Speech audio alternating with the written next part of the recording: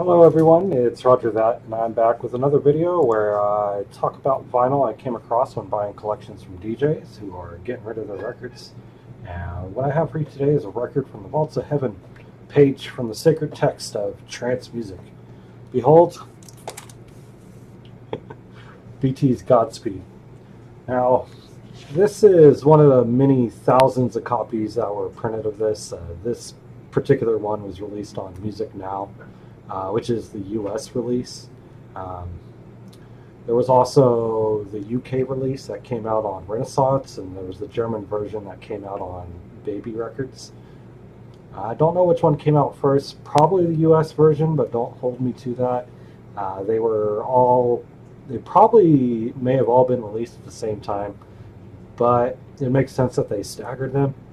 Where I did the States first, and then the UK, and then Germany.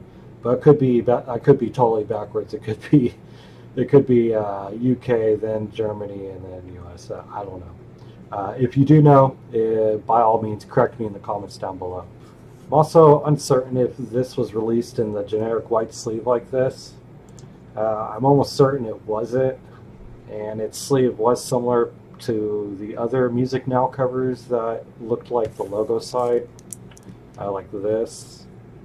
Get that closer to the camera there.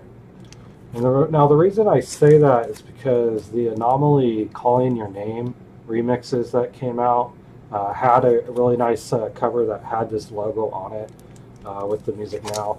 But I can really never be sure because being a DJ from the late 90s, I really don't know if I had ever seen this in a different sleeve than just a basic white sleeve.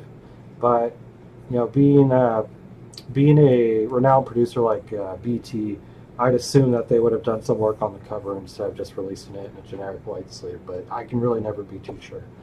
Yeah, so because of that, I'm pretty certain it got separated from its original sleeve, and that's a bummer. But hey, it's BT's Godspeed, so into a protective outer sleeve you go.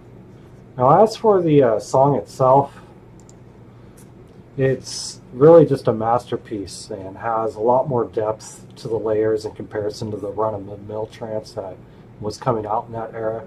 Each layer was fantastically engineered and just had a hook all in itself, while the main hook, which was a short plucked sounding synth, will always be timeless. It comes alive during the breakdown along with some well-programmed flange sweeps. Just go listen to it if you don't remember. I'll have the link in the description below. My favorite part, however, is the whooshing synths in the bridge of the song. I don't know why, but it reminds me of a machine learning to talk.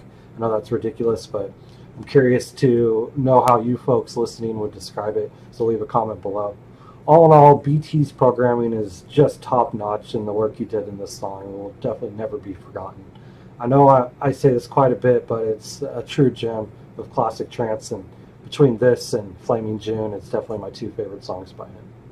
Now, my one complaint, but at the same time kind of like a praise, this record was so popular that it and several other songs of the same period brought about a commercial era of trance.